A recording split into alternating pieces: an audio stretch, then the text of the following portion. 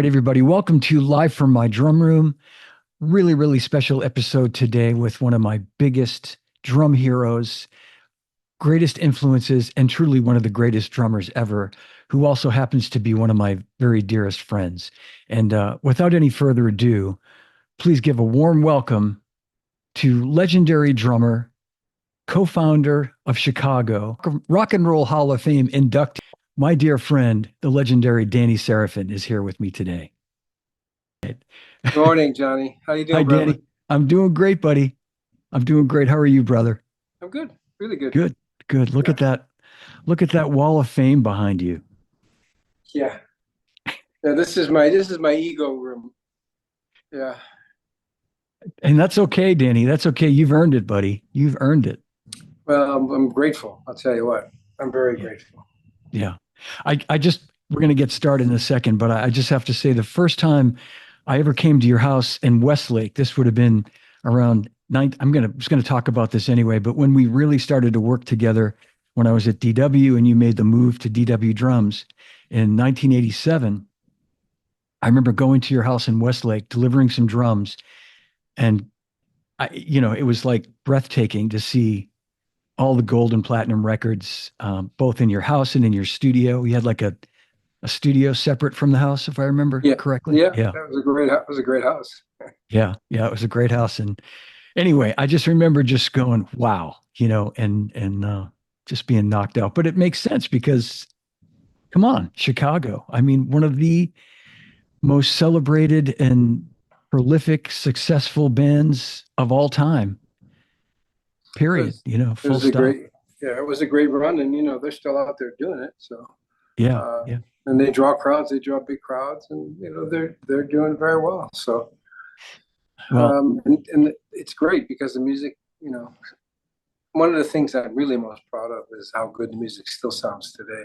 yeah. Those Yeah. records were really well made and well thought out. Not, just inspiring or inspiring, and the music still stands up. So I'm very proud of that. I'm glad you said that because we're going to spend really most of the time we have today talking about those records and we I had you when I first started doing this in 2020 and I was still trying to figure out what I was doing and we didn't really get to play any of the music on that particular show. So now 4 years later, I'd really love to just do a deep dive into some of these songs and Oh, have you sure, whatever you talk want. about it. Yeah, Yeah, whatever you good. want. All right. It's so good to see you, buddy. You too, brother. You too. It was great to see you at Berkeley. What Yeah. was that 2 weeks ago or 3 weeks Yeah, ago? a few weeks ago, and it just Yeah. for everybody watching, Danny was a special guest. There was a Chicago tribute band that performed at Berkeley back in October, and it was Eggy Castrillo, who I think is watching. Eggy Castrillo's son, I love Diego. it. Eggy, man. Eggy's a monster percussionist, And uh, his son Diego is, whoa, my God, is he and his talented? great drummer, and Yeah. has this. The name of the band is Old Days. Is that the name of their band? I don't know. I don't know. Yeah, I they're don't they're know. sh great Chicago, bunch of young guys too. That's the great thing is they're like in their 20s and they know the music and they play the shit out of it. Yeah, And they sure did. They sure did. Yeah, it was really a lot of fun. It was yeah, great. And, I love Iggy. To me, he was one of the best Latin percussionists in the world by far. yeah, And Diego's following in his footsteps and has even expanded his horizons on what his talents are. He's deeply yeah. talented instrumentalist and now he's focusing in band leading and God knows what else, songwriting probably. Yeah, yep. He's doing it all. So which is I'm proud of him. He's a great singer too. I mean, Yeah, I mean he blew my mind when he was singing some of those, lead vocals and some of those Peter Cetera harmonies. And yeah, I mean, it was yeah, wild. Yeah, a deeply great little talented. drummer too. Yeah. Yeah. Oh yeah. But your playing was spectacular. It was Very, just, very, very kind. yeah, I just at this point, I'm on like autopilot, at my age, and it's like you say, it's like riding a bike for sure. I mean, I think what I've done is, as an elder statesman, I'm 76 now. I replaced my fastball with a wicked slider. In yeah. baseball terms, I tend to think that way because I grew up with two teams like you. you know. Yeah. Yep. Yep. That's a great analogy. That's a great analogy. I mean, I think you still got a lot of heat, frankly. I think you can still throw a pretty good fastball, but anybody, as you say, as they get older, you lose some of that, but then you find different Yeah. stuff and you Oh find yeah. My, different my stuff. pocket, Yeah. my pocket is so has gotten so much better. My time, even my time is better. I feel like as a drummer, a fundamental drummer, I'm even better. But because I really am relying going back to my fundamentals a Yeah. lot more, which is great because you can never go wrong doing that as a Yeah. drummer. Yeah. Because the fundamentals is your foundation. Right. Right. And talking about your fundamentals, I know you studied as a young drummer, um, and Buddy Rich was a big influence. Maybe your biggest when you were starting out, just kind of Well, as a well, Gene was my biggest. Gene was your biggest. Yeah. My first Gene Krupa was my first and biggest influence, and he really, I mean, I really almost learned to play to that Gene Krupa soundtrack, the Gene Krupa story Hmm. with Sal Mineo, but it was Gene playing. I believe it was Gene playing everything, but um, and I kind of I to this day I went back and listened to that I'm a Man solo, and there's a lot of Gene Krupa. I mean, there's Buddy too.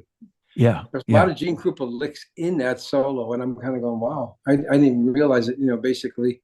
But yeah, Buddy became my drum hero from because Buddy was an evolution of Gene, really, Yeah. and Buddy even told me that he was, I got to know Buddy really, really well, and we became very good friends, and it was a great honor, to be friends with your drum hero and someone like Buddy who could be so brutal with rock drummers. He was really a gentleman with me. Always treated me with Yeah. great respect, and we had a lot of great conversations. One in particular where we were talking about Gene, and I asked him. I said, "Did Gene influence you?" He said, "Yeah, Gene influenced me." He said, and Buddy told me that, and he said, Gene brought us out front. Gene's the guy who brought us out front, Yeah. and Yeah. but so then it was Alvin Jones and Tony Williams and Grady Tate. I loved Grady's playing. His concise, such great taste, and he wasn't a Hmm. chop master, but he had such a great feel. And Hal Blaine, of course. Yeah. Yeah. Hal was a great influence, and Mitch Mitchell. I loved Mitch's playing because I related to it, and we became friends in the years that we toured together and kind of got to know one another. Yeah. Yeah. Yeah. And you have a lot of that. I think of like you and Mitch are different but similar in a lot of ways. Like you have that same kind of fire. And when you listen to some of those older Chicago songs, you can hear like a similarity in the way Oh that you yeah, guys yeah. approached, playing. It He had was, some real jazz yeah, influence absolutely. in a lot of. He told me that one of his favorite drummers, if not his favorite, but I don't want to misquote him, was Shelly Manne, and I loved Shelly Manne. Yeah. And Yeah. so you can hear that Shelly Manne finesse in Yeah. some of Mitch's you know stuff that he did with Hendrix. I mean, it was pretty amazing. Yeah, what he did with Hendrix, and considering the genre, and again, like we were both trying to sneak our licks into to rock and to whatever Yeah. we were doing. But that's what made it so unique and groundbreaking. Yeah.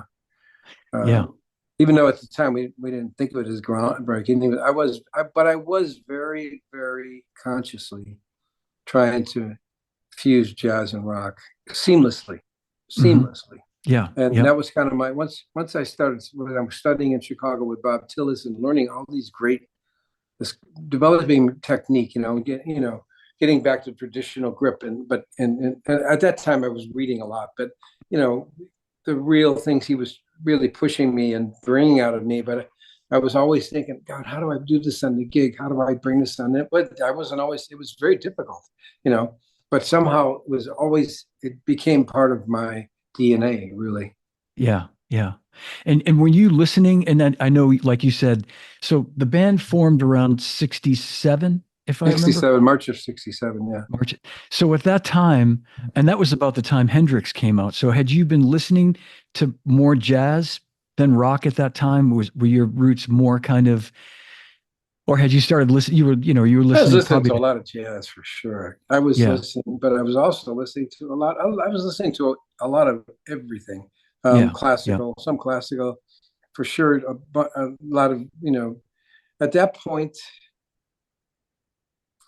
67. I was really getting into the Elvin Jones, Tony Williams, Hmm. Max Roach, um, and then of course Buddy. Buddy was always mesmerizing. I Yeah, mean, of course. you can look at Buddy one of two ways. You could either say to yourself, I'm going to quit. I'll never be able to play like that, which is what or you could say, I'm going to do my version Yeah, of Buddy, which is kind of what I did because, his single strokes were like no others, my double strokes were really, really good.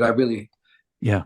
I have great control, my double strokes could sound like singles, but yes. And then just from the gene influence and, trying to I really, really, really was striving to fuse the two, and eventually it really all just became, like I said, part of my DNA. So it just happened naturally, Yeah, yeah. and it still does. It still does. And That's there is a mathematical process to it. You know. yeah.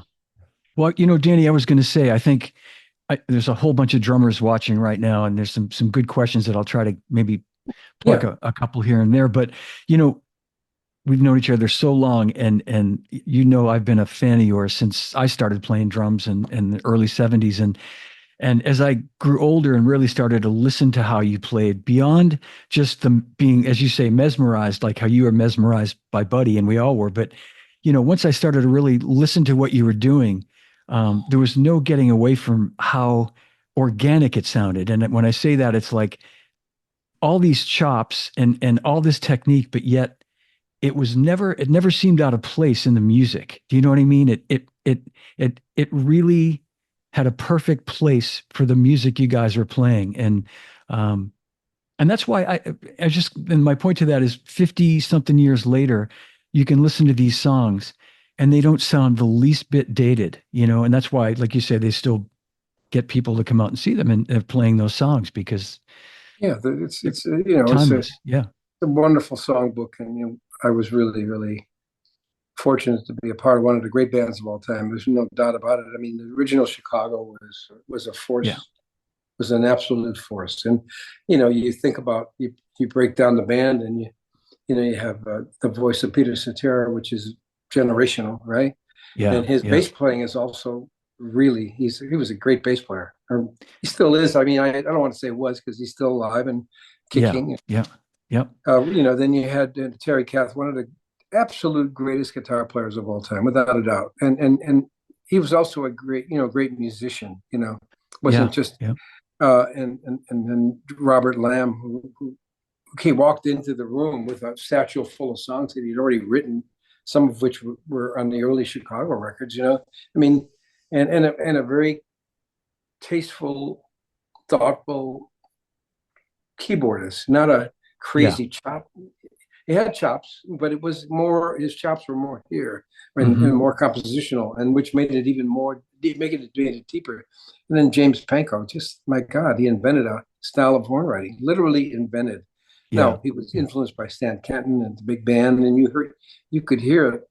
And then Walter Perzeder, a world class musician, world class musician. Um, he was being groomed for the Chicago Symphony, the second chair, clarinet. I mean, that was his main axe, his clarinet, and you can hear it when he plays flute. And a wonderful flute player. Yeah. Yeah. And then Lee Loughnane, a really great trumpet player, trumpetist. I don't know what the right word is, but and studied, worked his tail off. I mean, we'd be on the road, and you could hear Lee doing scales, and I'm going, "What are you fucking crazy?" I mean, Lee would be doing scales like at 9 at night or 10 the day off. So Yeah. Yeah. the band was just a juggernaut. And then and then wherever I'm at, Yeah. I don't want to judge myself, and I don't really like to put myself on any kind of pedestal because I don't believe that's the right approach Well, to life. So, you know, I really appreciate any of the great things that people say about me. And um, do I agree with them? I don't know. It's hard to, how do you, Well, how I do you, can't, you can't disagree, Danny. When you listen to the songs, and I'm going to play a song in a second, and you yeah. can't, there's no, I mean, you are as every, and I'm so glad you mentioned all the guys individually and their contributions musically and their songwriting, and then there's you, and then there's the drums, there's the center of it all, and I'm also glad I made a note of Peter Cetera's Peter listening to Peter's bass playing as I've been listening to these songs again and really listening closely, and I was he ever frustrated that he was such a great singer that people really didn't listen to how great his bass playing is, like I wondered that, like, Well, no, I don't, no, okay. maybe during the times when maybe so much of the credit was going to Terry and I, he might have been, hey, there was, Yeah. because his bass playing is phenomenal. But Phenomenal. his Yeah. singing was always more important to him than his bass playing. You know, at least to my knowledge. I mean, but he played. I mean, Peter was not when he was thrown into the first album, and some of that stuff was over his head, Yeah. and you could hear him striving, and he nailed it. I mean, and there's a thing about when you strive and you hit it, as opposed to when you strive and don't hit it. Hmm. But he really, if you listen to the playing, I mean, he's a great bass player.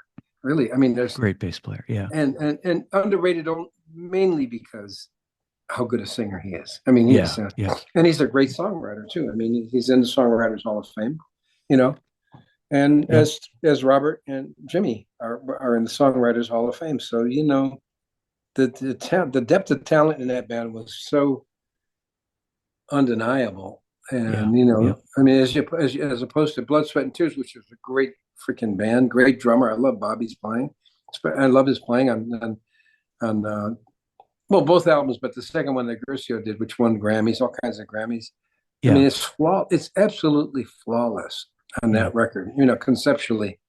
And they had a great band, but they didn't have the depth. They didn't, they had one singer, you know. They had Right. the instrumentalists were the level of their instrumentalists were really world class, but they didn't have the songwriters or the arrangement. They had a great arranger, Fred Halligan, um, but eventually they kind of had to give way to us because there was so much depth in the band, songwriting wise, singer wise. Instrumentally, we were probably on a par. We lean more rock, they lean more jazz. So in the early days, Yeah. so Yeah. Well, uh, it's interesting you say that too, Danny. I was the songs. I was looking at this, and this is kind of almost by not so much deliberate, but pretty much most of the songs I want to play today. Hopefully, we'll get them all in. They're all within the first less than 10 years of the band's history. It's kind of like 1969 to, we'll get to them as we go, but and it proves your to point. I mean, 79, 69 to 79, yeah. yeah, I mean, you guys put so many, first of all, you put so many records out, and then those records all had like a bunch of top 10 hits on each record. So that Yeah. within those 10 years, it's insane when you look at the number of charting successful songs. So, like you say, I mean, nobody could touch you guys in those days. Nobody could touch you guys in terms of your output. It's Well, the versatility and the deep musicianship of the band is what set us apart. You yeah, know, yeah. because we All could right, well, play let's any style, any genre, and pull it off. Yeah, yeah. Let's play something from the first record. I hope Yeah. I got this right. And this is a song you told me recently that this song um, was a tribute to Hal Blaine, an homage to Hal Blaine. And I never really put that together. Oh Uh, yeah, without a but doubt. Yeah. I mean, talking yeah, about beginnings, right? talking about beginnings. Yeah. Yes. There's some. I mean, the especially in the head of the song, in the when it goes on later. But yeah, Yeah. there's Hal's fingerprints are all over it. You know. Well, once you told me that, I thought to myself, of course it is, but I just didn't put it together Yeah. but it's the concert toms. We're going to Yeah. talk after the song. We'll talk about your drums too, what you were using in those early records. But let's listen to this song. And I know That's probably what, besides seeing you, what everybody's here to listen to. And this is beginnings from Chicago's first record, of course, the legendary Danny Seraphine on drums.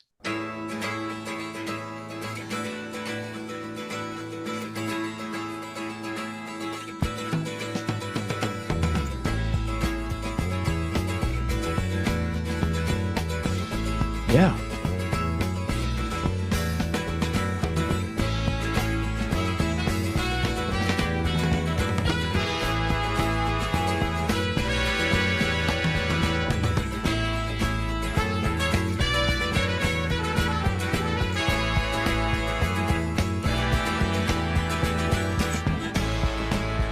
I'm with you.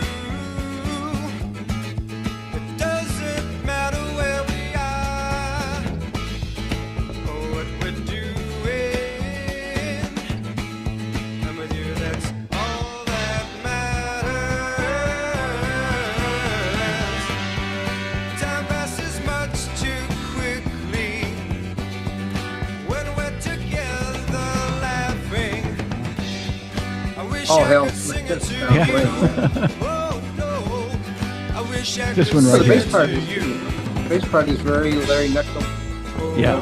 Yeah. Go I forget who's the bass player in that record deal? Carol Kay. Carol Kay. No. Yep. Yeah, but also there was another one, Larry Knuckle. Yeah. Think about it. Mostly I'm silent. Silent. La, la, la, la. Never think of the right words to say when I kiss you. I feel 1,000 different feelings, color of chills all over my body,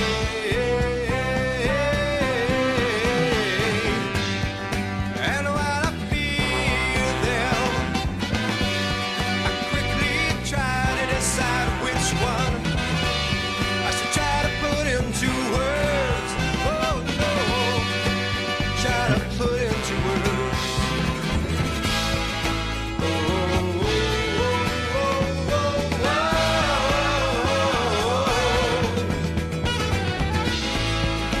oh, oh.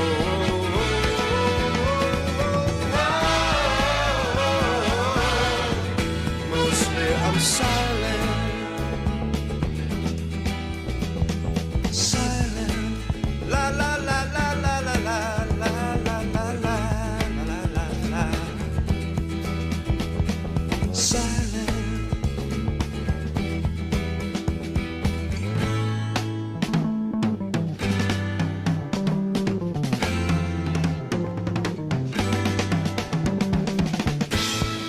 Only the beginning, what I want to feel forever.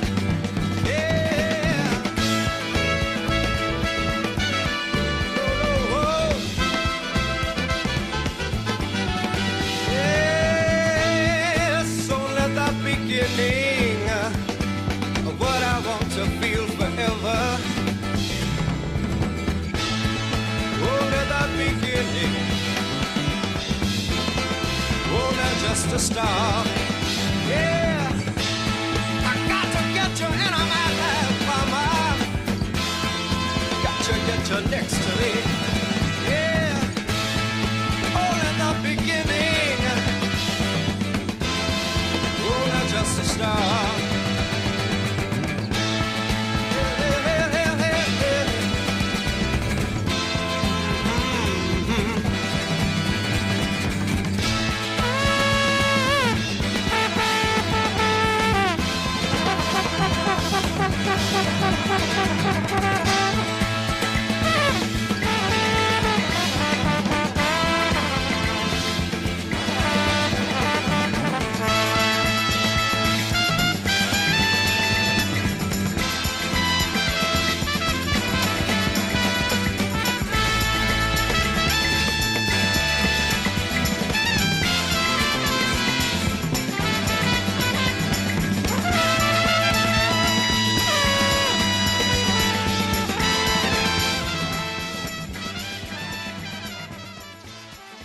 It's a long song. Could take the whole interview. It is a long song. It's hard to find a spot to fade it out because Yeah, there's no, it's a wonderful piece of music, and it's yeah, wow. Yeah. And you that, guys really get going at the end there. The percussion yeah. jam there at the end is spectacular. By the way, one of our watchers, Jeffrey Lang, gave us the name Joe Osborne as one of the Wrecking Crew bass Joe players. Osborne. Joe, Yeah, the Joe great Osborne. Joe Osborne. Yeah. I think that bass. I mean, Carol Kay, I think did most, but Joe Osborne, I think that particular bass line is very much a Joe Osborne. Yeah. Like, Yeah. but and you know, Cetera, Peter he was deeply influenced. He loved McCartney, and McCartney is a really melodic bass player. You know, Yes. I mean, Yeah.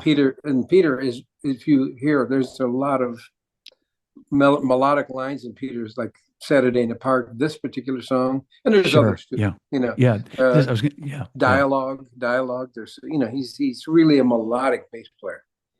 Yeah, yeah. I was just going to point that out in this song as well. Like Yeah, you say, you can really hear that melodic playing, and so your drums in the early days were Rogers, Danny, before you went to Slingerland. yeah. It was That's a Rogers kit. It's a combination. It's a hybrid um, concert tom, two-headed. Because I knew I had to do the buddy thing.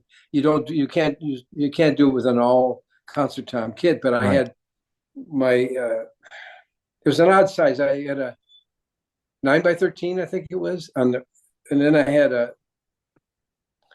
I'm not sure what. Then there was a 12-inch concert tom, I think, 14-inch concert tom, and then 16-inch conventionals, Floor tom. Yeah. floor tom, and then the 24, 22, 22 or 24. I think it's 22.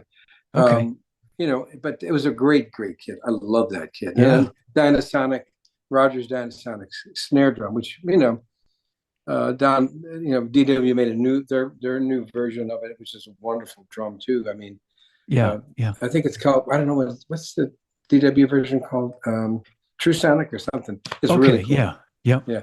But one quick note I gotta say, when Yeah. we were recording that song, Yes. our producer, you know, first of all, the care to the drum sound, I mean, that Jim Gercio, and an engineer, it took many hours, to, in those days, for some reason, to get because they were recorded in stereo. It was one of the first times that took true stereo drums, true Yes. stereo, you know. And so he was in the booth while we were recording that. He's in the booth, standing up, going, you know, play.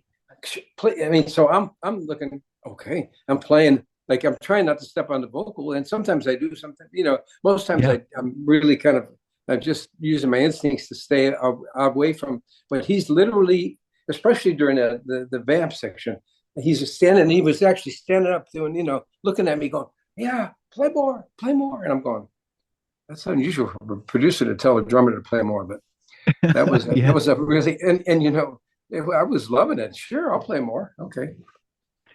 Wow. And so were the drums mic'd like a mic per, like Oh what you'd yeah, expect? Yeah, it was a mic per yeah. It was like, drum. it's a It was a crazy close amount of mic. microphones, and you Yeah. know, yeah, it was Fred Catero was the engineer, and man, he did. You know, he went on to do all the Santana stuff from there. Moved to San Okay. Yeah. Francisco. Yeah. I think Bill Graham moved him to San Francisco just to do the Santana album, and Yeah. then he did a bunch of other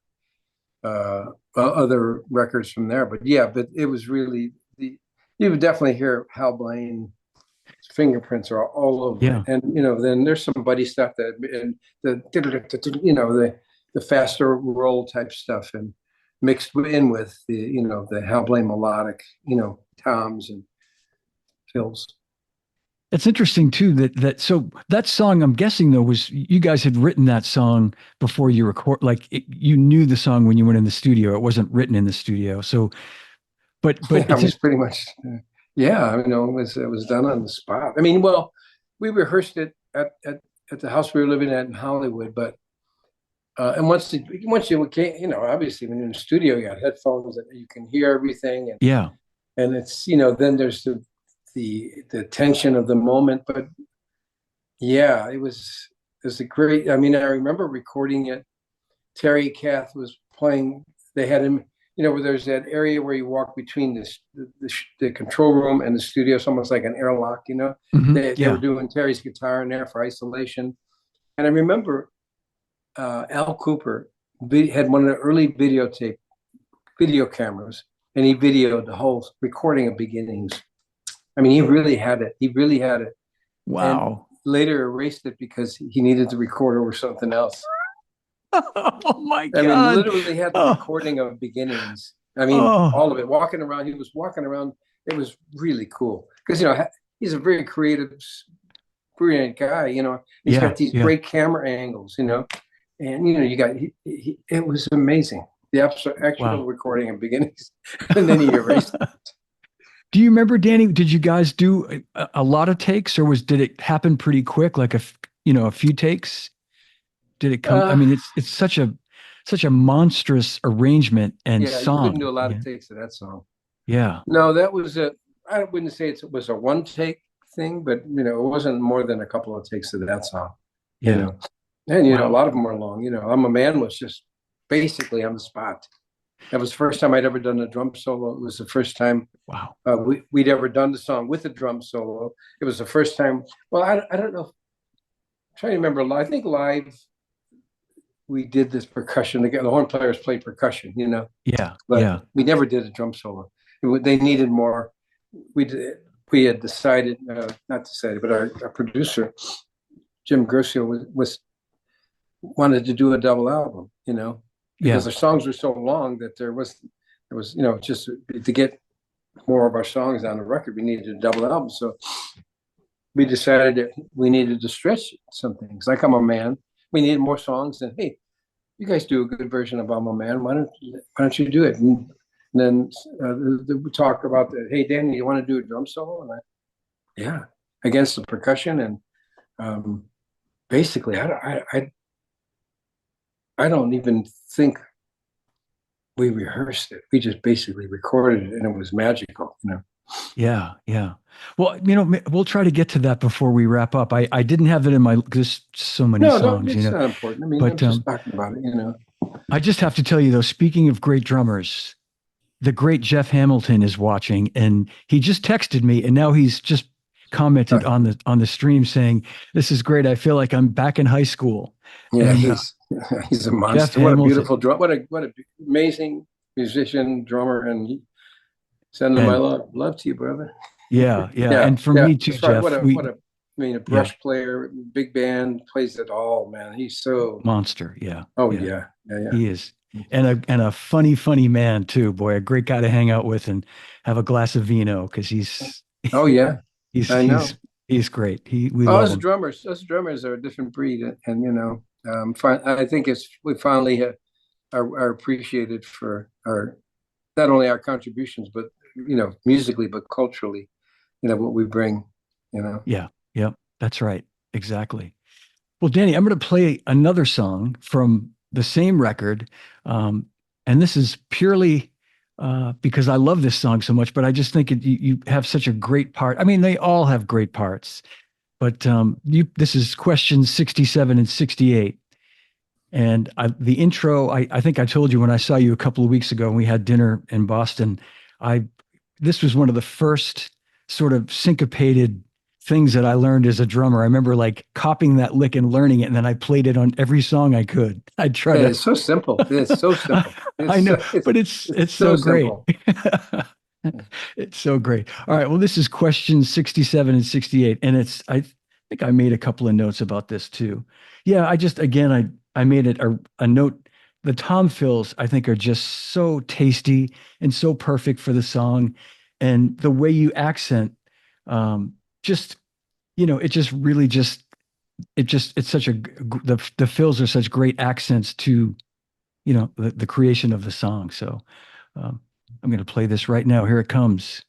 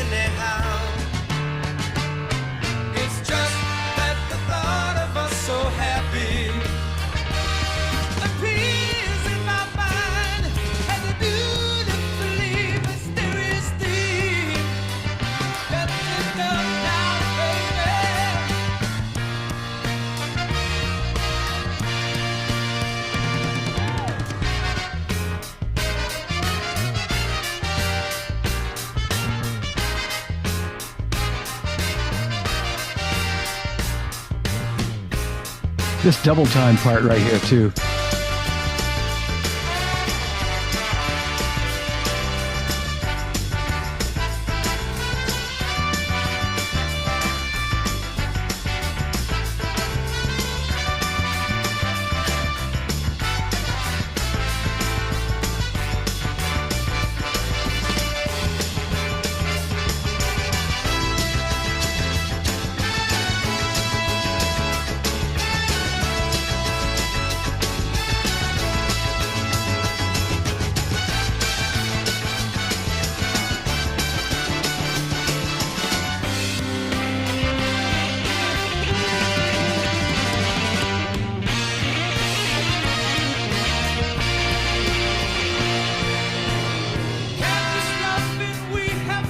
Yeah, that retard is so effective. Sorry, Danny. That retard, going back into the first verse and back into that verse is so effective. Yeah, yeah. It's so effective. Yeah, I know. It's one of those just things a small little 2-beat retard like that. It's just and going right back to time. Yeah, yeah, yeah. It It's would have all been those hard to do that with a click. I'll tell you that. impossible, Yeah, impossible. well, you have to program to click the retard, and that always sounds like good, good, good, good. Yeah. Well, that's real natural. Right, right. Because the click would have to retard like in perfect, you know. Yeah, yeah, and natural. that can't. Yeah, that can't be. That has to be that natural, organic feel. Yeah, that well, you, that was that music. I mean, some of it. I mean, today when I play, I play against the original tracks. Some of it is, I mean, without a click, it's that moving click.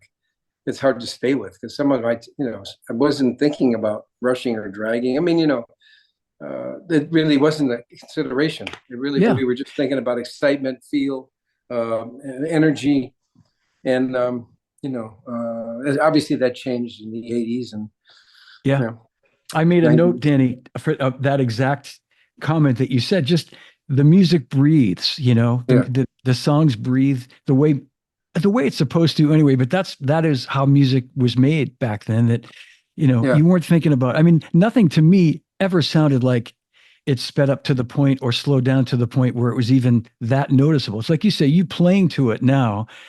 If you're used to playing to a click, maybe it's not exactly in line with a click, but the music, it had life to it, Some of it accelerates pretty good, John. Let me tell you, if you put a click in the beginning and then go to the end, it's quite. It could be, 7 or 8, BPMs or more even. But it's natural, and the band stayed together, and I like so many bands today are playing with tracks, and I don't need to name names because pretty much all of the big name bands are playing with tracks, and because they're it's like the steroid era. I look at it like the steroid era because baseball players all of a sudden felt like they had to take steroids to compete with the other players, which they did to a degree. And I think this tracks things, other bands have to compete with the other bands that are using tracks because they sound so perfect.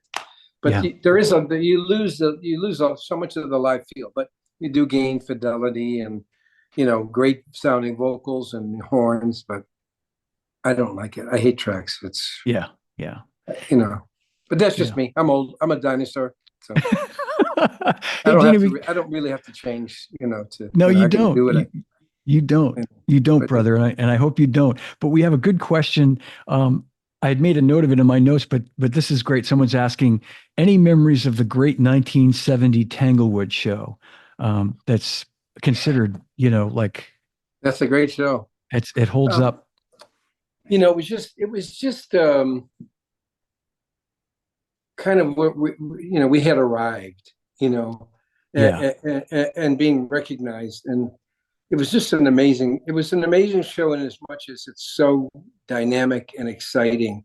And I don't know if that Tanglewood was the one where my drums broke, and so I think Robert Lamb comes and helps me because my bass drum was one of those legendary shows of my drums are like, my bass drum is like, walking on me. It's doing a walking. And I think Robert comes and pulls it back for me, and even the ride cymbal. I don't know if that's Tanglewood, but yeah, I mean, I'll have to watch memories, it again. That's so long ago and so many shows ago. When I say memories, I Yeah. mean, I vaguely remember because also we were working so hard and there were some drugs. You know, to be honest, it was not, but even just grass, smoking weed, and just the fatigue of travel. Those were the days when we were doing like 251 nighters in a year. And plus Yeah. rehearsals and recording. It was, Yeah. yeah. I mean, it was a nonstop blur. So, I mean, Yeah. the answer to that question is um, no, not really, but I remember it was great. I do remember that. I remember the audience and being a great experience. I've watched it a few times, and I was going to try to download some of the video, and I'm concerned. I hopefully everybody watching this live, you're getting to hear all this great music. Hopefully, when I put this up on YouTube to live forever, it's gonna pass the copyright police test because I've run into that sometimes with using some of this music. But in any case, my point is that I had a block the other day with my new cachet with a video I played, so I thought maybe that might red flag if I put a video in here. So that's why I didn't grab any of that Tanglewood. But I was just going to say, having watched that a few times, my takeaway from that, Danny, is you guys were just red hot. I mean, you could tell you were playing 250 shows a year because that's how the band sounds. You guys are like you're in that zone of what Peter's going to play. Peter knows what you're going to play. Yeah, You, it was. Yeah, yeah, all that stuff. You and Terry are playing off each other. He's looking at you and playing that rhythm that he plays, and he's and just watching each other. And it's just everybody's giving and taking, and that's only happens when a band has been playing that much and like just out there paying their dues. yeah. It was a great era of the band. I mean, obviously the very front end when we were really confident and things were really taking off. Yeah, yeah, the Um, front end I exactly. wonder what year was the Tanglewood show? Do you know? 1970. Yeah, I mean, we were. I don't know if "Make Me Smile" had come out yet. I Um, I don't know. Maybe not quite. I wonder what year "Make Me Smile" came out. Let's take a look. I can tell you too. I've got let's see. Let's see you can find it faster. Yeah, you'll probably uh, find it faster. But and that happens to be I was, what I year did wasn't "Make Me Smile" release by Chicago? Oh let's shit. let's see. I just saw it. Okay. Came out 1970 March. Okay. Okay. Yeah, So it was out in uh, 1970. Okay. in 1970. Okay. I don't Uh-huh. know why Yeah, I so thought that it was was. that was when things, that was the song that just catapulted us to the big arenas and Tanglewood. Tanglewood's a big place, and that was, yeah, Yes. 20,000 people, 50. Yeah. Yeah. Yeah, it was a great era, and I mean, to say I specifically remember, not really, but I remember Carnegie Hall, right? I remember Carnegie Hall was so distinctive in memories and things Yeah. attached to it. But yeah, Tanglewood was everybody, and sadly, it's one of the only. There's not that many videos of our, and it Yeah. wasn't, you can't really hear the drums. There's only what overheads, and Yeah. there's overheads and a kick drum. I think that's it. So Hmm. it's not like the drums were, you know, you almost can't hear the drums, but you can feel them, and you get an Yeah. idea. Yeah. I think you can. I do.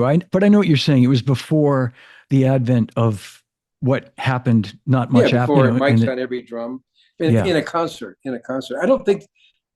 Maybe I'm wrong. I'll have to pull it up. I don't. I think it was an overhead kick drum, maybe a hi hat mic, maybe Yeah. snare. I don't know.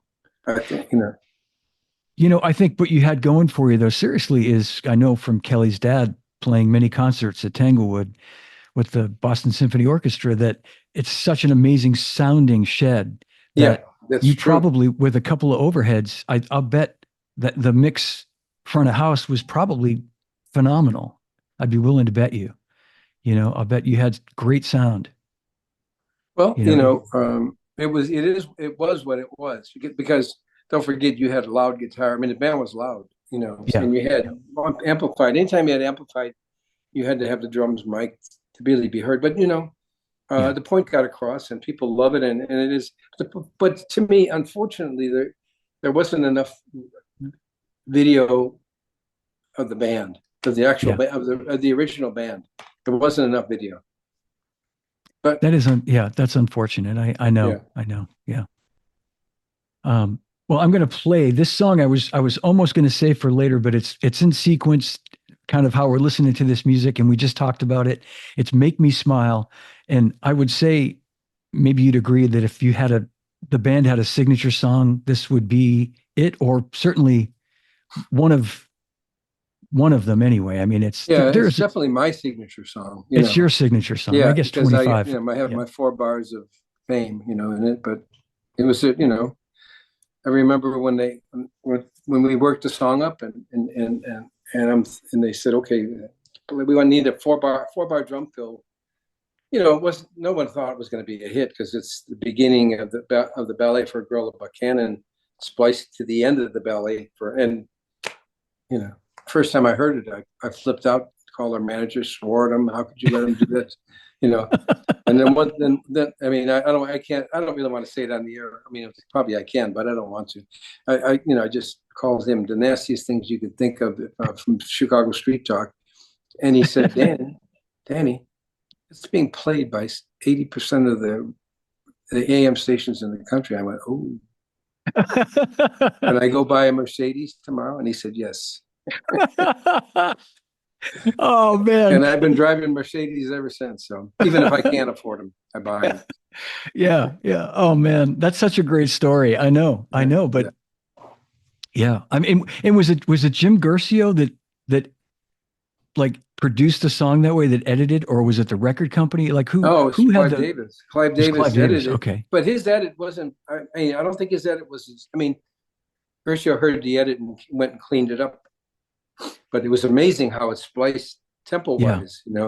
Tempo wise. How the beginning. That's one song where I kind of I got lucky and hit. Wow. But those guys, those amazing engineers were so. Man, that was a razor blade, man, on I tape. know. It's unbelievable. No, just what Yeah. you just said though, that the tempos lined up the way they do, because who knew that in 1970? I mean, I found that out many, many years later, that when I guess when I bought the album and I heard the full, the entire version of the song, and then learned that it was a radio version, basically, right? That was the single version was kind of what became the hit, and an incredible, piece of music that kind of had its own new life to it. Yeah, I remember I was in New York. We recorded it in New York at CBS Studios, and I was at Pro Drum Shop, and Frank Eppolito, right? Yeah. Really Yeah. legend. He's pointed me. He said, "Hey, you check out this." It was a piccolo snare, right? And Wow. I don't remember what brand it was. It wasn't a Slingerland, because I was playing Slingerlands at the time, but I think it was Gretsch. No, it wasn't Gretsch. Yeah. Who would have made a piccolo? Maybe Ludwig. I mean, It wasn't Ludwig either. Was it? It might have been Rogers. It might have been Rogers. I don't know if Rogers was still there. I think there was, and I brought it to the studio. We tuned it. God, it sounds so. This day, it sounds so cool. And that's what's on that record. Yeah, I remember Yeah. Gershio. Yeah, we'll hear it. I'm talking too much. No, you're not. No, that's what we're going to hear. And I'm glad you mentioned that. So by that time, the second record, or maybe that's even the third, but by that record, you had switched to Oh, Slingerland. that's And the you had second moved. album. It's the second album, and that's when you got hooked up with Slingerland and became. No, actually, you're right. I wasn't playing Slingerland on that record. That's still Rogers. But Still Rogers. The snare drum was a piccolo snare that I bought. I just bought and went right to the studio at and wow. Polito's place. Yeah. Yeah, that's great, Arrow. Here it comes, man. This is one that always, I gotta say, it makes me smile. Danny Seraphine on drums.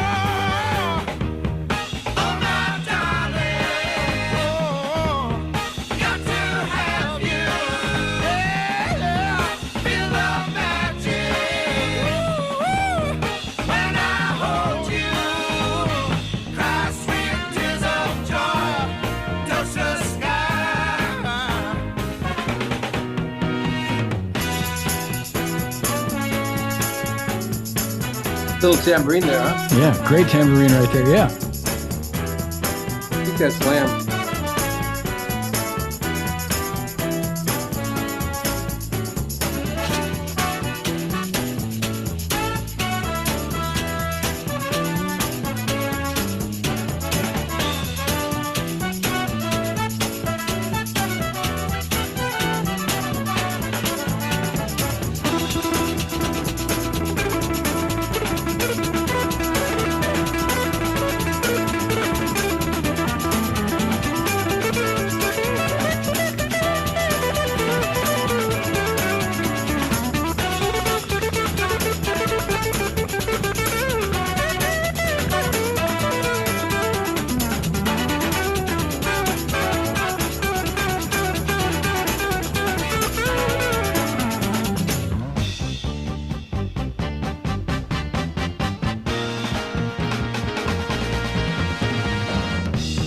Now I need you.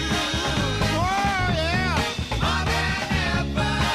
Oh, yeah. No more crying. Woo. We're together.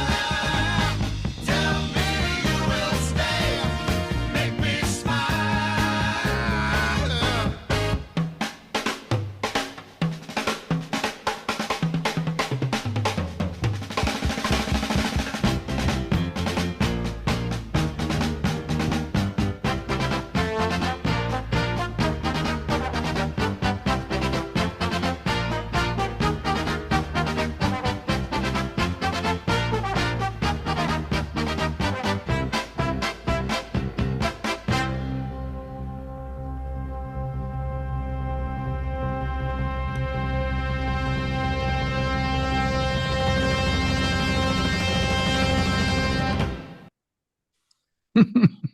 Yeah, it's very musical, very, very musical. And that drum thing at the end, it's pure Buddy and Gene and some of me, you know. Yeah. Yeah. Yeah.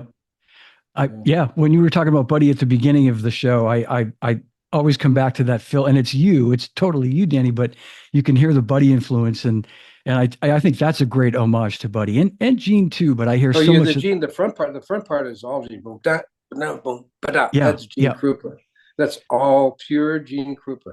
yeah, I mean, the way I played it there is Gene Krupa, and to this day, I don't really, I mean, I can't grab that particular. I play it, but the way I played that is so, it's really Gene. yeah, yeah. But then when you play those fast, singles and doubles, I mean, Yeah, that's Buddy. That's Gene could play some of that stuff too, but yeah, I think of yeah. Buddy. That's Buddy. That's Buddy. Yeah. Yeah. And I want to see a show of hands of everybody watching. How many of you drummers that are of a certain age would hear that song on the radio, and at that very end, when Danny played that drum solo, you cranked your radio up? And I used to do that anyway. I Yeah. would wait for that part Well, and it was very unique, and it had to have that kind of a drum fill and a hit song. I mean, yeah, like I said, I feel like I've been really lucky, and that's one of the moments that I was, I got a chance to really. I remember thinking it through just before we recorded it, thinking, okay, I'd kind of practiced it, but it just played it. It just came out like magical, yeah. It really what do I did, want to yeah. what do I want to say with these 4 bars, and it stood the test of time, but Yeah. like I said, I feel very fortunate The to perfect have 4 bars. that Yeah. opportunity, Yeah. So It's yeah, it just stands on its own, and it will forever and ever, Danny. yeah, it's a great piece of music by James Pankow. He wrote it. He Yeah. wrote that song. Yeah. It's an amazing piece of music. You listen to the whole ballet for a girl in Buchanan. Yeah. But yeah. Just to keep things going, and I so appreciate you giving so much time today to do this, and we'll play a couple happy more to do it. songs. We Thanks, don't get to Dan. hang enough, so. Yeah, yeah. Thank you, buddy. Thank you.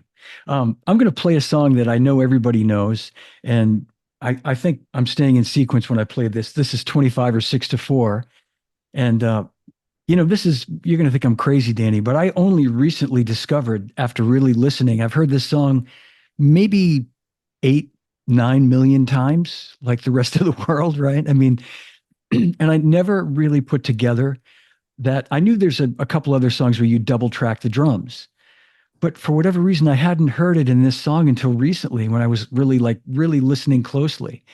And first of all, it's some genius drumming all on its own anyway, but the double tracking what you played, the two different parts I that mean, 25 or complemented you. 6 25 or 25, 64. 25 Yeah, or 6 to 4. Yeah. yeah, yeah. Um, and it really, there's spots where I think what's great about it is it's not obvious. I don't think anyway. It's never to the point where it's over the top and it's so blatantly obvious, but it's just where there's one part where um, you're playing time basically, but then you hear the toms coming in for a fill while you're still playing. It's Yes, very subtle. And you yeah. almost think you're just playing the fill in real time, but no, you still got the time going underneath it. Yeah, it's two separate drum parts. And Yeah. in some parts of it, I do double the drums, and it makes it like even bigger, you know. Yeah. Yeah. And when I remember the like Jim Garcia was always really great at pioneering drum stuff. You know what's different. And Yeah. told him this idea about doing it on two different drum parts. One would be just straight time, Yeah. no Yep. fills, some crash. There's some crashes in there, and then one there might be some no, and then one where I do that 5-stroke roll in the verse. They got the Yeah. and then you know, um, and then there's answering stuff. You can hear cymbal crashes Yes. answering, and then the band walked in and they were pissed. What the fuck is you doing spending all this time on they'd get they got a little sometimes they get a little pissed that he was spending too much time on drums, but he That's was so typical. meticulous. He was really ultra meticulous about the recording of the drums, the separation, the tone, which was it turned out to be a great thing. But so he looked at me and he said, because I hadn't quite totally cleaned it up.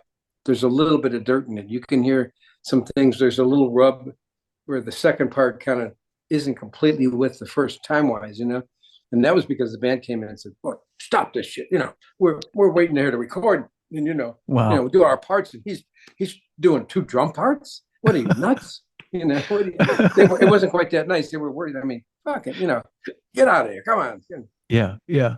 And well, you answered my question. I was wondering if you did both parts, sort of consecutively, or if you did the second part after the bass was down and after Peter had played, and there's like more of a rhythm track. But so you did both drum tracks kind of as the foundation, and probably with Peter playing bass, I would think, right? Well, Peter played bass on the basic track with live. He might Yeah. have cleaned Yeah. some stuff up, but that was, we recorded live. We didn't, even the horns, which we went back and redid, but Yeah. there was, and some, I don't know about him singing. Not sure if he sang, he would, no, he wouldn't have, I don't think he sang on the recording of this. He might have, because sometimes you just have a guide vocal, because the vocals obviously, but yeah, it was, the track certainly wasn't done. Yeah, I'm trying to remember, but yeah, was it done the same day we did the basic track? I think so. And no, no, it wasn't. I came back, but I had the vision of doing it straight. I did it straight, Yeah. and then when the next day we came back and did the second part, and then they were up there waiting and waiting and waiting, and they came into the control room, and I could see them both throwing their hands up like, what's going on here? So then when they went to mix the record, they put both parts up, and everybody went, wow, it sounded huge. Yeah. Exactly. Everybody. No, I mean, Then I wasn't such an idiot. no, I mean, I don't know Jim Guercio, but he sure seemed like he knew what he was doing when he was making those records. I mean, Oh, it's yeah. especially with the drums. I mean, well, everything, Yeah. but Yeah, yeah. when drums and horns, he was the architect of the way the horns were recorded. They would change, like they'd do their part, and when they doubled it, they would change voicings. They would actually change voicings, two or three, and sometimes triple, and that's why it just made this massive sound. Yeah. Yeah, Yeah. great producer, and Great producer. visionary. He gave us Yeah. the name Chicago Transit Authority, the name Chicago, a lot. He was the architect of really of the band in the early days, and Yeah. there's a lot to be said. I mean, there's more to be said about him, and he wouldn't have been Chicago without Jim Guercio. Amen. Well, let's play a little bit of this song that I know everybody listening has heard this, but I hopefully now with us talking about it, you listen a little bit more kind of critically, as they say, and you can pick out the two drum parts. I don't know if my stream is coming through in stereo, so if it doesn't, Yeah, definitely tell them to listen at listen home. in headphones, and then you really can hear it. You If you can listen really on hear it. headphones, Yeah. Yep. Here it comes. 25 or 6-4.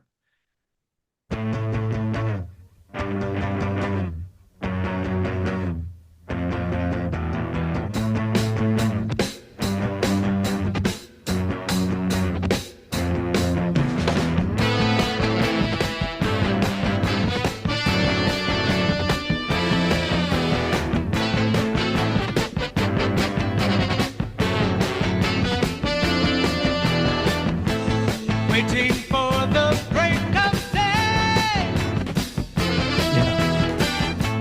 searching for something to say.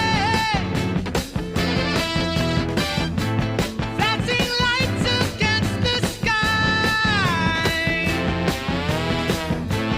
Giving up, I close my eyes. Sitting cross-legged on the floor.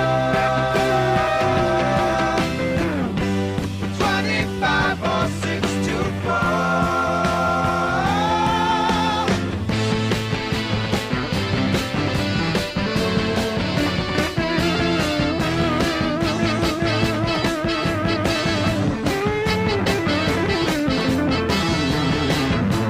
Staring blindly into space,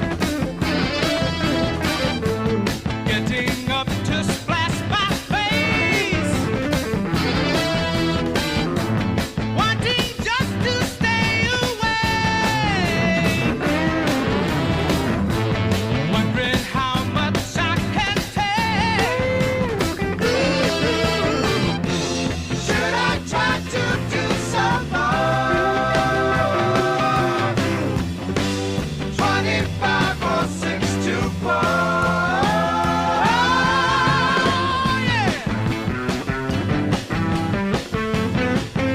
It's the second part. Yeah. I'm on the bell, playing Hi-hat. hi-hat. Yeah. Underneath and the ride cymbal. Yeah. Yep. I'm playing two full parts. Full. With the drum too.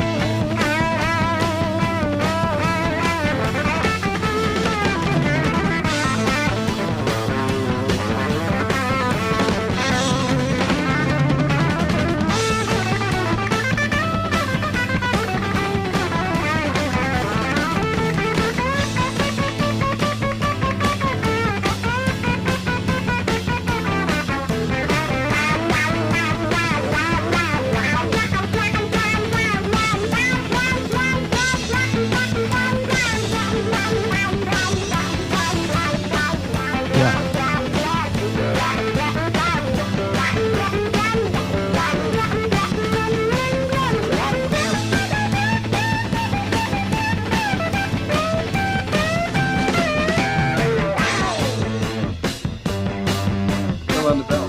Yep. Hi-hat. You're right. Bill. Yeah.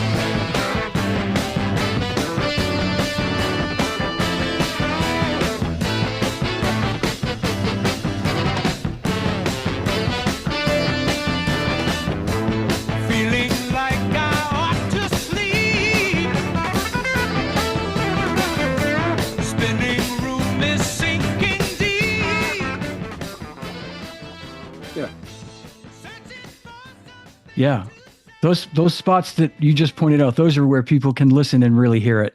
Yeah, but if you it's wear headphones, that's how you can really hear it's two parts. And then you can also hear where there's a little bit of rub, but that's where I wasn't, had I had been able to do another pass or two, I would have cleaned all that up. But Yeah. the kind of not in today's music there is a problem where I think perfect gets in the way of great, sometimes. Yeah.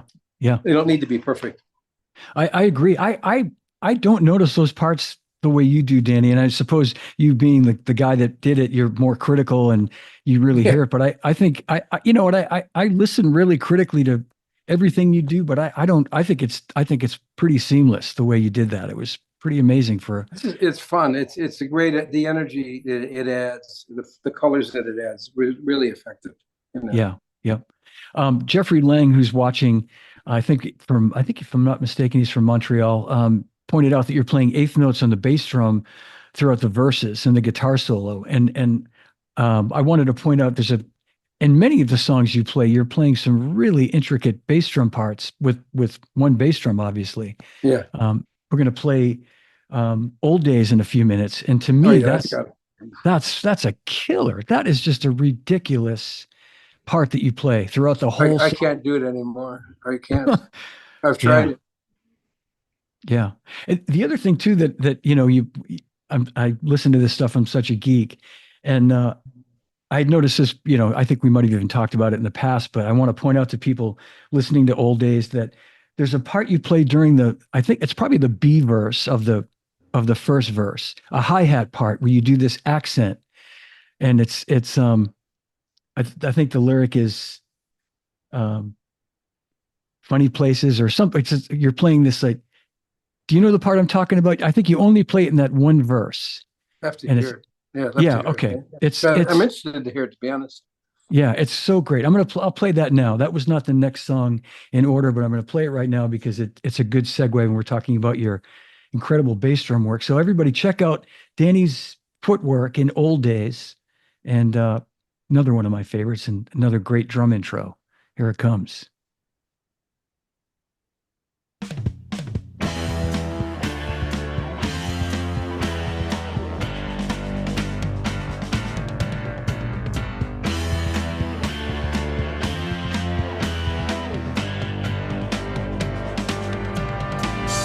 Old days, good times I remember, fun days, filled with simple Check out the hi-hat here. driving movies, comic Yeah. books and movies. How did it do that? Baseball cards and birthdays take me back to the world gone away. Memories seem like yesterday.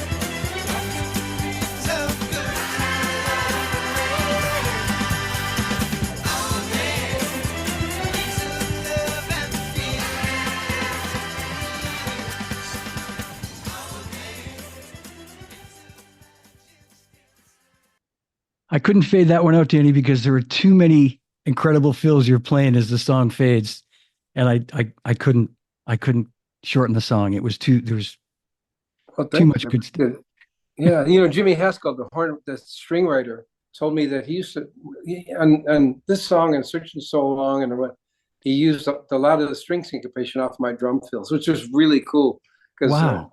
it wasn't, I mean, I thought, wow, it sounds tasteful, it follows the syncopation of my tom fills and stuff, and you can hear the strings there, Yeah. you know. I, I Um, meant I meant to point out before we started, if we can talk about it for 1 second here, the break that you play after the first verse, that da da da da da da da da da da da, yeah, and then the hi-hat thing that you play the hi-hat with your left hand, you do those yeah, little yeah. It's kind of an R&B thing. It's a total R&B oh thing. Yeah, yeah, yeah. but it's so great, man. It's so Mhm. great. It's one of those, it's Thank you. again, it's a Danny signature, it's Well, I yeah. stole it from James Brown's or somebody, or you know, I used to really watch the R&B guys, when I was younger, and that kind of stuff, the hi-hat stuff, was just Yeah. it's all from their influence. So Well, you're a humble man. Nobody was making, rock records like that back then where you'd hear stuff like that, and it's like I listened to great drummer today, Carter Beauford, and yeah, I would bet you that Carter would say he was influenced by you. I hear so much of it, and Carter's a very inventive, creative, oh, unique sure drummer. is. Yeah, a Yeah, monster. absolutely, he's a But monster. you can't help but, I mean, how your playing definitely bleeds into everybody else's DNA. So I appreciate that. I don't know.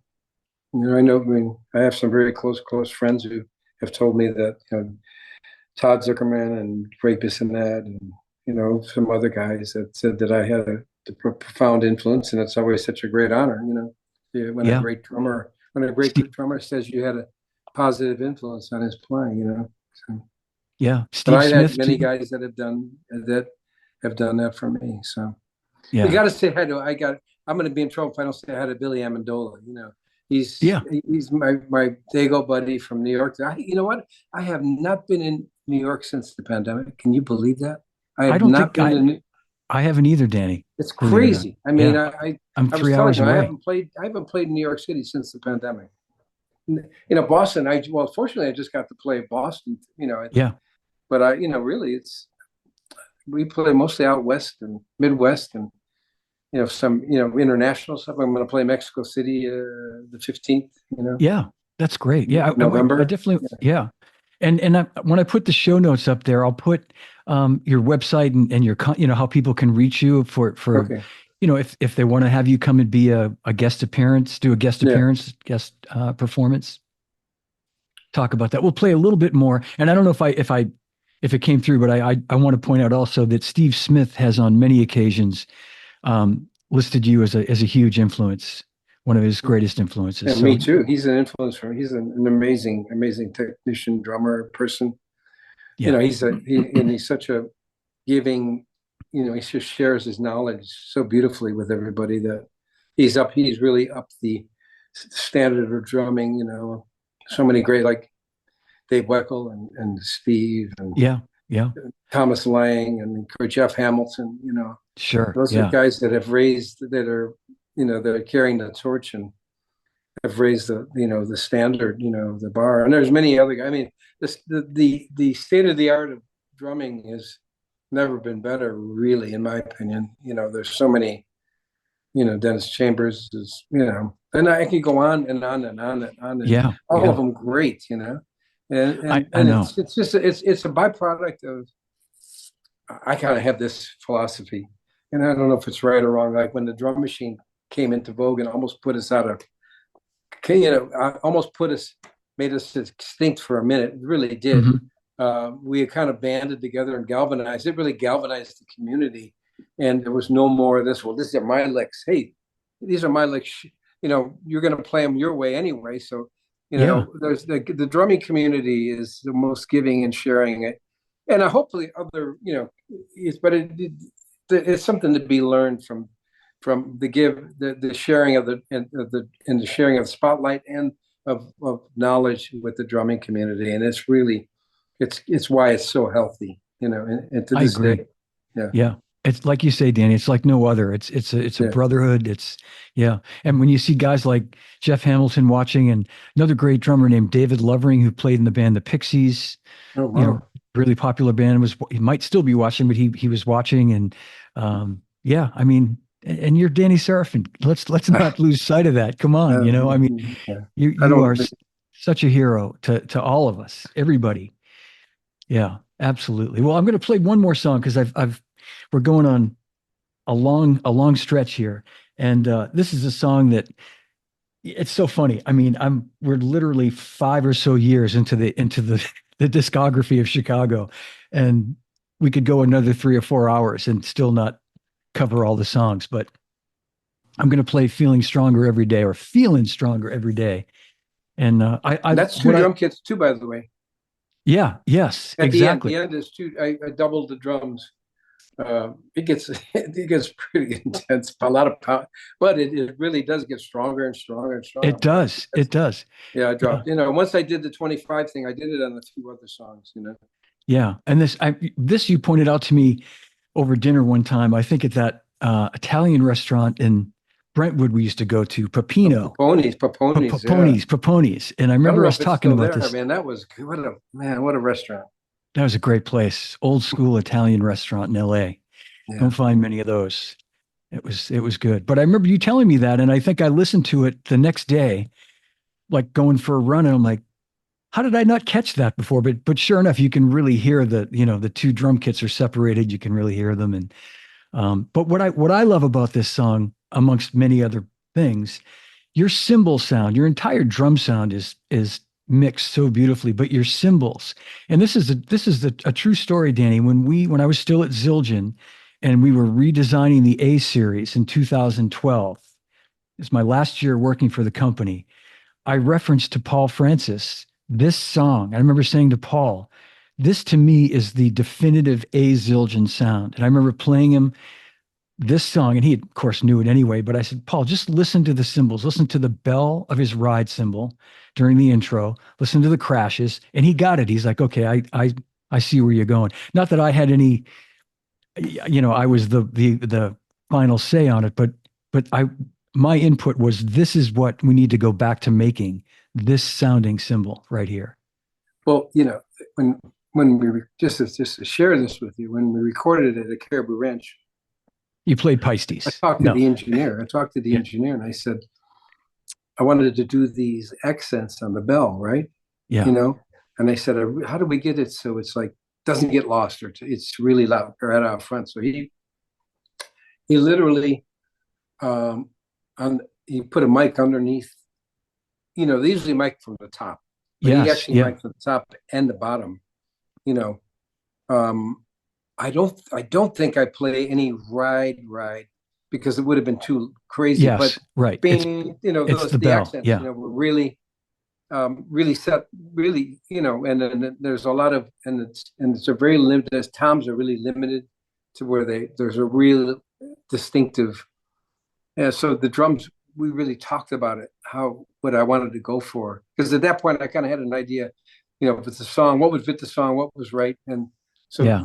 it's great that you noticed that, but they were actually the engineer literally put a cymbal mic right under the ride, and we had to be careful because I couldn't actually Yeah. play. I don't think there's any. I don't think so Maybe there too. I is. think There might be, but maybe, maybe. it's right in your face. But it's really in your face. Yeah. And that's interesting because, and back then at that time, you see a lot of that today with miking underneath the ride. But I feel like in those days, it was pretty much all done as overheads, right? You didn't close mic a cymbal back then. No, no. I mean, and people are doing it now, but yeah. Yeah, that's great to know that. That's great to know. Yeah. And the sound of the crashes, this, as you say, the separation of the tom toms, the sound of the toms, the hi-hats are really crisp, really, when I say bright, not to the point of them being harsh, but just bright and clean. Just under the harsh threshold. Yeah. Yes, yeah. Well, but that let's was play done this. with limiters too, the limiting, which was a real English approach. The English records, they really limited Yeah. drums and cymbals, and you have to be careful but there's a point where it's beautiful, you know. Yeah. Yeah. Well, this, I think you captured the sound beautifully on this song. And again, it's a drum sound. This was recorded, I think, in 1973. I think I made a note. So Is 50 it plus. 73? I think so. I think that's what I think I It's looked this Caribou up. Ranch. It's Caribou Ranch. While you're doing this, because I'm just curious. I think it was later, You but do. You think it was later? Okay. let's talk about it Let's after play it. this. We'll talk Yeah. about it. Yeah. But these would have been Slingerland at this point, regardless, right? You think Yes, they were slaying. this at this point, and these are still some concert toms and some double-headed toms?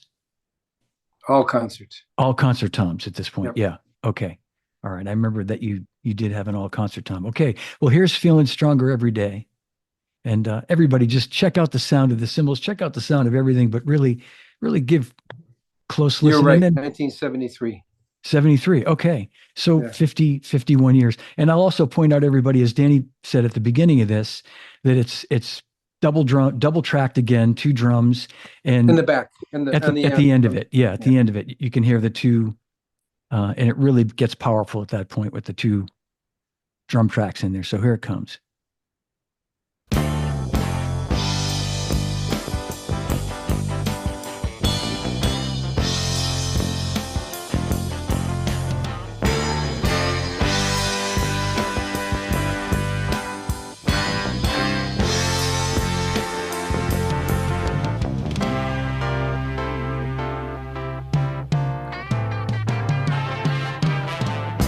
I do believe in you, and I know you believe in me. Oh yeah, oh yeah. But now we've realized love's not all that it's supposed to be. Oh yeah, oh yeah. Knowing that you would have wanted it this way. I do believe I'm feeling stronger every day. I know we really tried. Together we had love inside. Oh yeah, oh yeah. So now the time has come for both of us to live on the run. Oh yeah, oh yeah. Knowing that you would have wanted it this way. I do believe I'm feeling stronger every day. Yeah, yeah,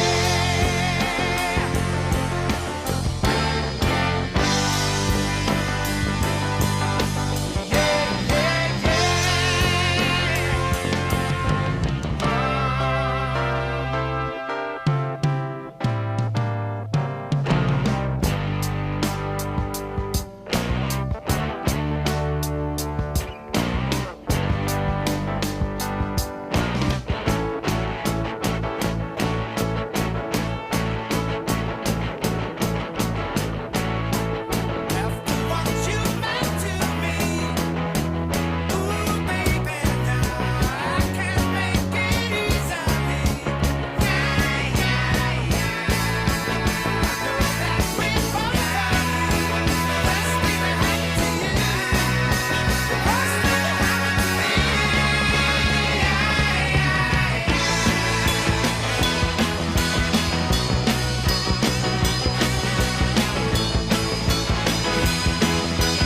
Keep going. Yeah. We're both on the belt.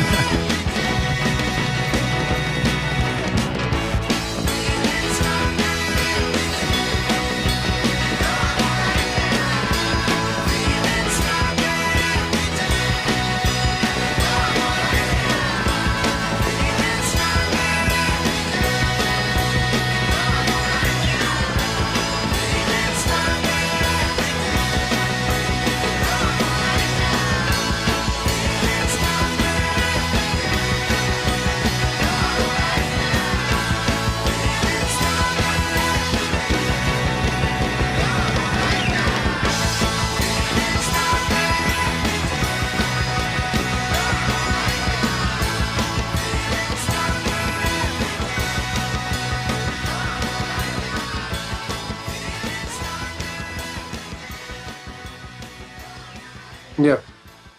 Yeah.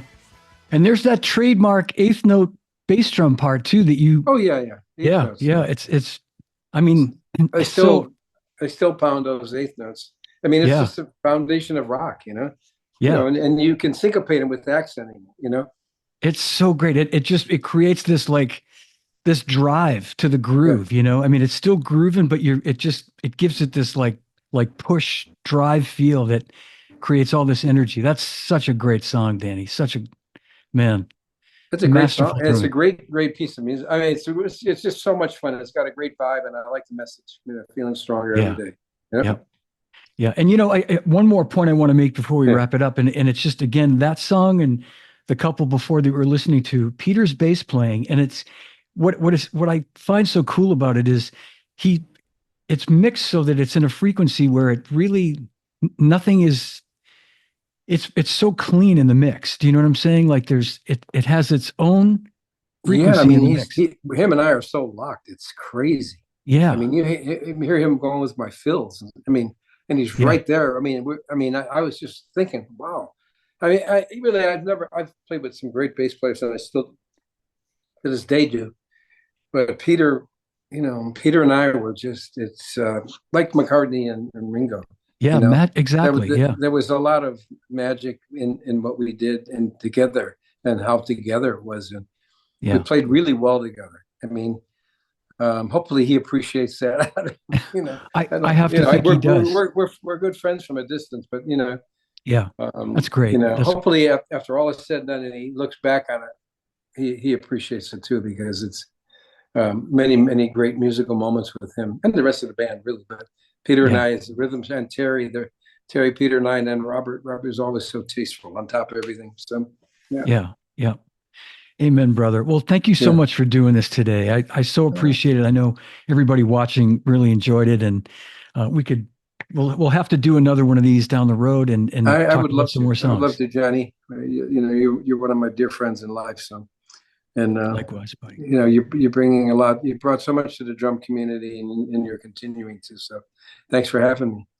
Oh, Danny, thank you Yeah. for being here. I can't say enough about how I feel about you and as a friend, as a hero, more as a friend because we've been friends for so long now. Yeah. And I think of you just as a brother, but you got to know how much of an influence you were back, as a kid, just listening to you play, man. It's thank you. Thank you for everything. You're a treasure. I appreciate that, Johnny. God All bless. right. Yeah. Love you, buddy. Hang with me Love for you too, 1 minute. man. All right. And everybody, thank you so much for watching. A big hand for the legendary Danny Seraphine. Thank you all for being here. I'll see you all soon. Danny, hang out, buddy, and I'll see you in a second. Okay, buddy. See you. Yep. All right. Well, that's my show. If you enjoyed it, give it a like, leave me a comment, and don't forget to subscribe to my YouTube channel. And remember, all podcasts are available on all the podcast platforms. So thanks for watching. Thanks for listening. And a reminder that Live from My Drum Room t-shirts are available for $25 in the contiguous US. And I'm going to give you the Venmo information so that you can purchase one. And I want to take a moment and thank everyone who's bought one already. A reminder that 100% of the proceeds go toward a scholarship at the Percussive Arts Society, PAS. And you're supporting a great cause when you buy one of these shirts. So the Venmo information, if you're listening and not watching this on YouTube, it's at John-DChristopher-2. You can also email me at livefrommydrumroom@gmail.com with any questions. All right, so thanks for watching. Thanks for listening. I really appreciate it. Remember, no drummers are harmed on any show. And drummers, when in doubt, leave it out. I'll see you again real soon.